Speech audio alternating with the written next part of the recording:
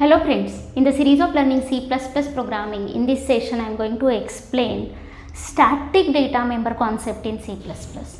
Now see, we know that class is nothing but a collection of data members and member functions. Any object is having characteristics or attributes associated with it and behavior associated with it. Now the characteristics or attributes of object can be represented with the help of data members, and the behavior or functionality of object we represent with the help of member functions. Till now we have seen number of examples with the help of this class concept. Now we have seen that student example. Inside that there are attributes or data members we have declared like roll number, name, mark. Suppose we are creating any object of that student, then it will have all those attributes like that S1 object. Suppose then S1 will have internally roll number, name, marks. Suppose we have created any other object, then S2. Then S2 again will have roll number, name, marks. Getting? Now that is nothing but a data member concept. Now any data member of a class we can declare as a static. Now what is this? For example, let we have created any class item and it is internally having item number. That is a data member like int item number. And now see, I want that this item number should be separate for each and every object, but I want to just keep track of number of items created. Then for that count variable we have to declare there like this int count. But if we declare like this, then there will be a separate copy of each and every object created of that item class. Then it will not have any meaning, because let we have created one I1 object, then it will have internally item number and count. See, in the same way, suppose I2 object we are creating, then again it will have item number and count. In this way if we have declared, getting? And then there is no any meaning to maintain such a type of count, because there is only one item number, count is 1. Item number, this is again a separate item, it is again having count 1. There is no meaning of this type of variable, because I want to maintain count of number of items. Means this count should be for this class, this should mean for class, not meant for any individual object. There should not be a separate copy of that count for each and every object. There should be a count like this, and this should be for all objects, and that should mean for this class item. Now this count is initially 0. Whenever we will create item 1, then it will be 1. If whenever we will create item 2, then it will be 2. In this way I want to just keep track of number of items created. Then I cannot declare this type of variable, because it will have separate existence. Now for this we can declare this CNT variable as a static variable. Getting? Now to achieve this, only just attach your static keyword before declaration of that data member. That's it. Now what are the properties of this static data member? Now this static variable is not meant for any individual object, it is for class. There is only one copy inside a memory of that static variable. Getting? Whenever we will create first object of that class, then this CNT will be created, that static member will be created, and then it will be automatically initialized to 0. Getting? And the next point is that will be shared by all objects. Okay, that is common to all objects. There is only one copy, no matter how many objects you are creating. You can create any number of objects of that class, but there will be only one copy of that static data member inside a memory, and that will be shared by all objects. Whenever you will create first object of this class, then automatically that CNT will be created inside a memory and it will be initialized to 0.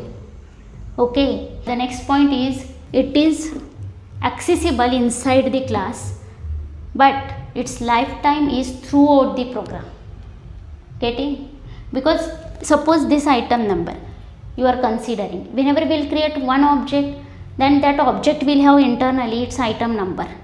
Okay, and whenever that object will get destroyed, then its item number will get destroyed. in this way. But this CNT will be always there inside a memory. It is accessible only inside class, not accessible outside the class, because this is just C, it is a private, okay, but its lifetime is throughout the program. You can access here only, but its lifetime is throughout the program. Whenever program execution will get stopped, automatically this CNT will get removed from memory. That's it. Getting? Now the last point, whenever you want to keep track of number of objects created, in such type of requirement, you can use this static data member concept. Getting? Now let us see one example using this static data member concept.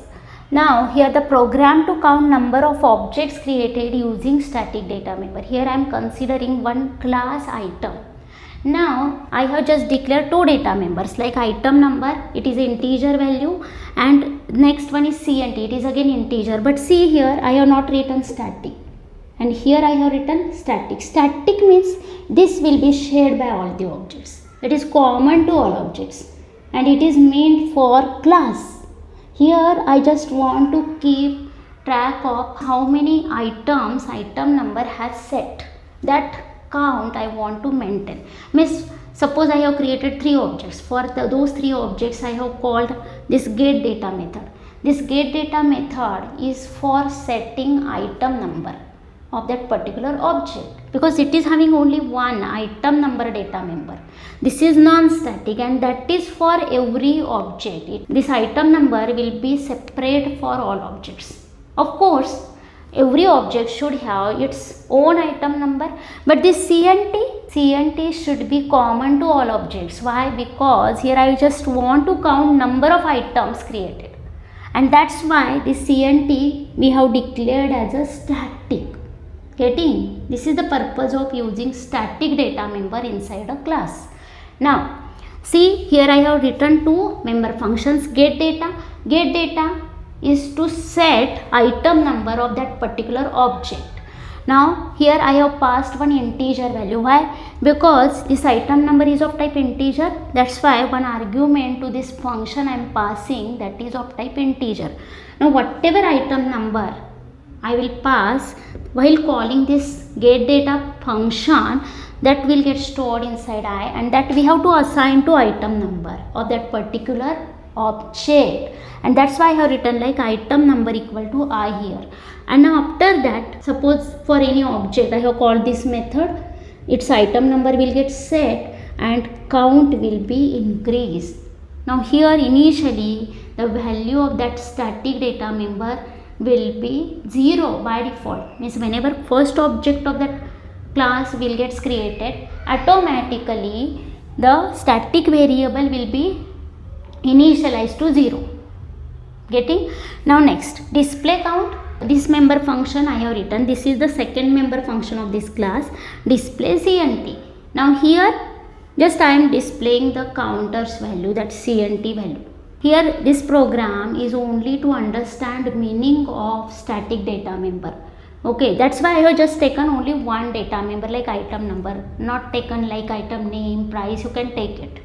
Okay, now see, here I have declared one static variable. Whenever we declare any static data member inside a class, then it is compulsory that we have to redeclare it outside the class. It is compulsory, always keep in mind. Now how to redeclare it? Just see the syntax. First we have to write data type, then class name, scope resolution operator, and then variable, means that data member. Getting? Now let us see how to redeclare this. It is compulsory, always keep in mind. First we have to write data type like int.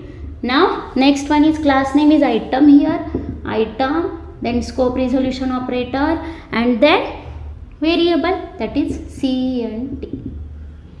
That's it. Getting? Now see, inside main, now we have to just write main function. Now here I am creating three objects of this item class like item A, B, C. Now whenever we will create like this, first object whenever we will create, then inside a memory space for that A will be allocated. Now for A 4 bytes will get allocated. Why? Because actually these two are data members, but this one is a static. It is meant for class. That's why it will be shared by all objects. No separate copy of C and T will be there inside a memory.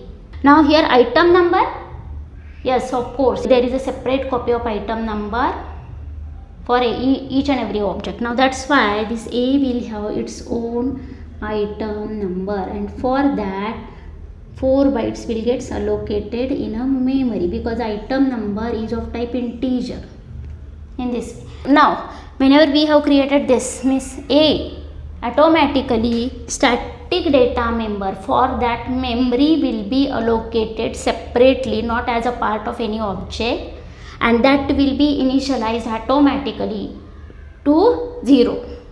Getting? Now C and T will be there inside a memory, and that is for class.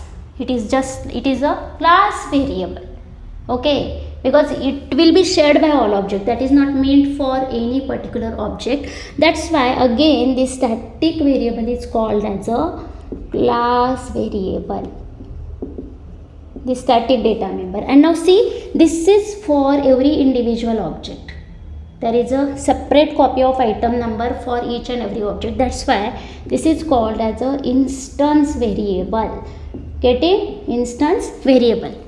Instance is nothing but object of a class. Means instance of a class is nothing but an object. That's why this type of variable is called as an instance variable. These are just data members. This is non-static data member. This one is a static data member.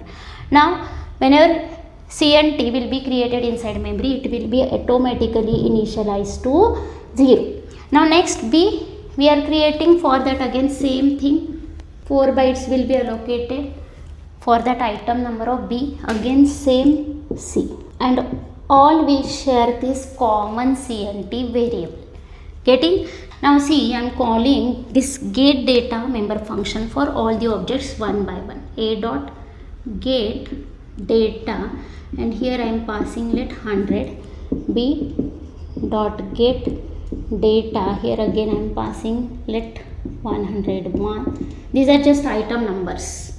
C dot get data 102. I am just considering the item numbers like 100, 101, 102.